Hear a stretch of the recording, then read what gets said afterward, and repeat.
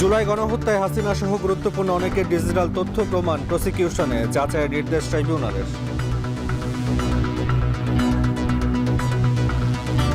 সমস্ত এভিডেন্সের ব্যাপারেই আমরা পার্ট করে তাদের কাছ থেকে ডিজিটাল ফরেনসিকের টেস্টের জন্য আমরা সেখানে পাঠাচ্ছি। এই মর্মে কোর্টের কাছ থেকে আদেশ নিয়েছি।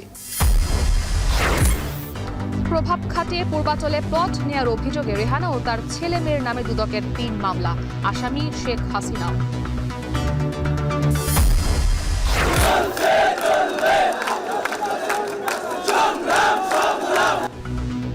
বুধবার যৌথ সভা ঘোষণার পরও সচিবালয়ের সামনে জগন্নাথের শিক্ষার্থীদের অবস্থান, শুধু আশ্বাস নয়, তাৎক্ষণিক সমাধানের দাবি।